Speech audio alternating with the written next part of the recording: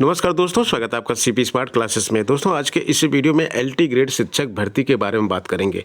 आप सबको जानकारी इसकी पहले से है कि एलटी ग्रेड शिक्षक भर्ती सबसे पहले आने वाली भर्ती है, जो इस महीने के लास्ट तक या फिर दिसंबर के फर्स्ट वीक तक ये भर्ती आपको देखने को मिल जाएगी। तो इस भर्ती में क्या होता है कि जो पेपर आता है उसमें 150 प्रश्न होते हैं। 150 प्रश्नों में 30 प्रश्न आपके सामान्य अध्ययन के होते हैं और 120 प्रश्न आपके सब्जेक्ट के होते हैं, जो आपका सब्जेक्ट होता है। तो यहाँ पर आज हम इन 30 प्रश्नों के बारे में ही बात करेंगे और इन 30 प्रश्नों के बारे में आपको बताएंगे कि 30 प्रश्न जो है आपको कैसे सॉल्व करने होते हैं, पेपर किस प्रकार का आता है, प्रीवियस ईयर का पेपर आपको हम इस वीडियो में दिखाएंगे। तो दोस्तों, शुरू करते हैं वीडियो। आगे बढ़ने से पहले अगर आपने हमारे चैनल को सब्सक्राइब नहीं किया तो चैनल को सब्सक्राइब करके बेल आइकन जरूर दबाएं, जिससे आपको इस तरह की अपडेट हमारे चैनल के माध्यम से मिलती रहे। दोस्तों, अगर आप चैनल पर नए आए हैं, पहली बार वीडियो देख रहे हैं, तो आपको बता दें कि सीपी स्मार्ट क्लासेस का मोबाइल एप्लीकेशन है जो गूगल प्ले स्टोर पे उपलब्ध है और यहाँ पर टीजीटी पीजीटी की क्लासेस चलाई गई थी। इस समय एलटी ग्रेड शिक्षक भर्ती की क्लासेस यहाँ पे चलाई जा रही हैं, जिसमें से सामान्य अध्ययन जीएस का भी कोर्स अलग से यहाँ पे उपलब्ध है। आपको दिखा देते हैं इस कोर्स को। दोस्तों, ऐप को डाउनलोड करने के बाद आपको हमारे ऐप पर ये कोर्स मिलेगा, जो एलटी ग्रेड शिक्षक भर्ती से संबंधित है। सामान्य ज्ञान का कोर्स है, कंप्लीट कोर्स है। इसमें वीडियो क्लास आपको मिलेंगी, वीडियो चलती हैं, इसमें लाइव क्लास होते हैं और इस कोर्स के माध्यम से आपको सामान्य ज्ञान के जितने भी सेक्शन हैं उसकी पूरी तैयारी करवाई जाएगी। सैकड़ों छात्रों ने इस कोर्स को ज्वाइन कर लिया। अगर आप भी इंटरेस्टेड हैं इसको ज्वाइन करने में, तो एप्लीकेशन के माध्यम से जाके इसको परचेज कर सकते हैं। अदरवाइज आप 829 922 6960 पर इससे संबंधित इंक्वायरी कर सकते हैं। यहाँ पे व्हाट्सएप मैसेज भेजकर इंक्वायरी कर सकते हैं।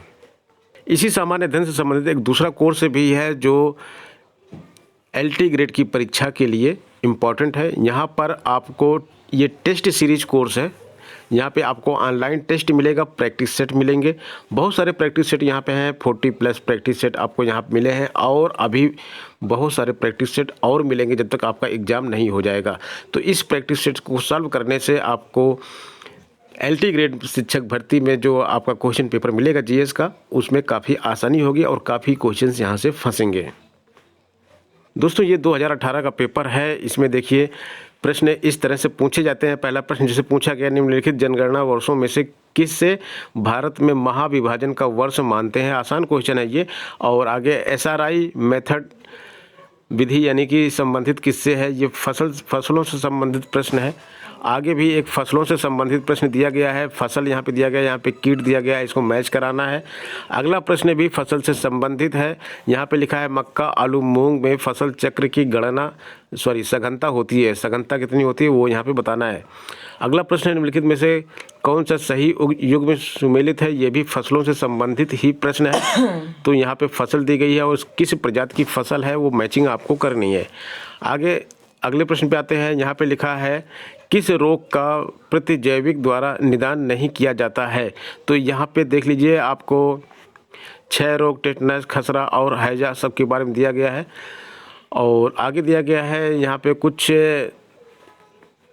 चीज़ें दी गई हैं और इसकी खोज किसने की थी उसके बारे में आपको मैच कराना। कंप्यूटर की खोज किसने की थी, रेडियो की खोज किसने की थी, बैरोमीटर, डायनेमोमीटर। संचार उपग्रह सदैव किस तरह के होते हैं संचार उपग्रह, ये देखिए यहाँ पे दिया हुआ है। और किसकी चालकता तापक्रम के साथ है बढ़ती है, ये दिया गया है मेटल से संबंधित। और एक ये मैथमेटिक्स का क्वेश्चन यहाँ पे दिया गया है।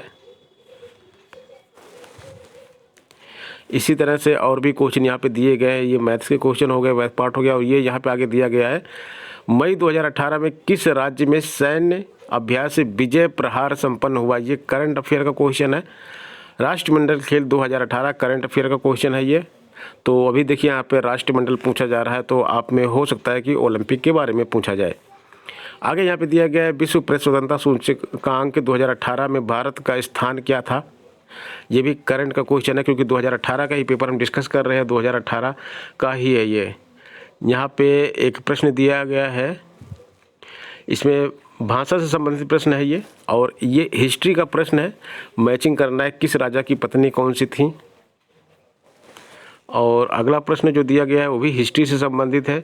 नेक्स्ट भी जो है ये हिस्ट्री से संबंधित है। इब्न बतूता और अल बेरूनी फरिश्ता अबुल फजल के बारे में बात की जा रही है कि दिल्ली को उत्कृष्टतम नगरों में से एक के रूप में किसने कहा था। भारत में स्थानीय स्वायत्त शासन का जनक किसे कहा जाता है, ये भी हिस्ट्री का क्वेश्चन है।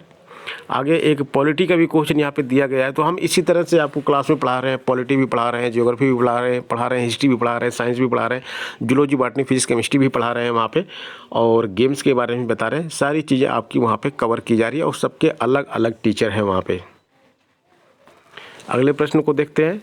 30 प्रश्न सब मिला के यहाँ पे आते हैं और यहाँ पे लिखा है माल्थस के अनुसार निम्नलिखित में से कौन सा उपाय जनसंख्या नियंत्रण में सर्वाधिक प्रभावी होता है।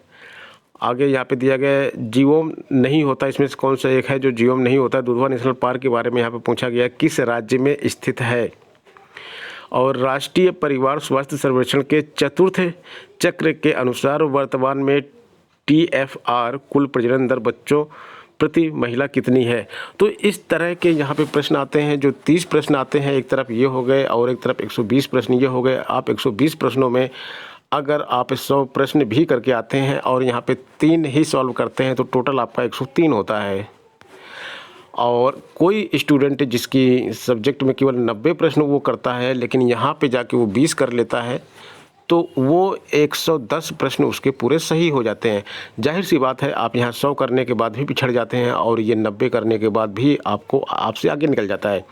बहुत सारे कोचिंग संस्थान भ्रामक प्रचार कर रहे हैं कि जीके वाले पोर्शन में भी 40% मिनिमम नंबर लेके आना है, लेकिन ऐसा कुछ नहीं। आप यहाँ पे 2 नंबर भी लेके आएंगे और सब्जेक्ट पे आपका कमांड रहेगा तो आप इस भर्ती को निकाल सकते हैं।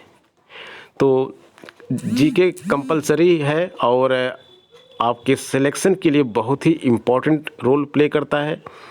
30 प्रश्नों में से अगर आप 15 से कम का टारगेट रखते हैं या 15 से कम कर पाते हैं तो आपके सिलेक्शन के चांसेस बहुत कम हो जाते हैं। सब्जेक्ट में आप चाहे जितना अच्छा रहिए, इसलिए जीके बहुत ही इम्पोर्टेंट है सभी विषयों के छात्रों। इसलिए जीके पर विशेष ध्यान दीजिए। सब्जेक्ट के साथ साथ यह भी बहुत ज़रूरी है कि कई लोगों का सिलेक्शन जीके की वजह से रुक जाता है और कई लोगों का सिलेक्शन जिनका नहीं होना होता है वो जीके के कारण हो जाता है। तो दोस्तों आप जीके की पढ़ाई करते रहिए सब्जेक्ट के साथ साथ। और वैकेंसी के बारे में जैसा कि मैंने आपको बताया, नवंबर लास्ट या दिसंबर फर्स्ट वीक तक ये वैकेंसी आएगी और उत्तर प्रदेश लोक सेवा आयोग इस भर्ती परीक्षा को करवाता है। तो इसके ऊपर चुनाव का कोई फ़र्क नहीं पड़ने वाला है। चाहे आचार संहिता लागू हो ना लागू हो, इसकी जो अपनी गति है उस गति से फॉर्म आने, परीक्षा करवाने, एडमिट कार्ड जारी होने, ज्वाइनिंग करवाने, वो सब अपने हिसाब से चलता रहेगा। और इस समय उत्तर प्रदेश लोक सेवा आयोग काफ़ी तेज़ी से काम कर रहा है जिससे ये अनुमान लगता है कि आपकी ये भर्ती बहुत जल्दी पूरी हो जाएगी। तो एक सुनहरा अवसर है आपके पास नौकरी पाने का और आज से अभी से ही लग जाइए इस पर। तो दोस्तों इस वीडियो में इतना ही। मिलते हैं नेक्स्ट वीडियो में नई अपडेट, नई जानकारी के साथ। बने रहे आप CP स्मार्ट क्लासेस के साथ। धन्यवाद।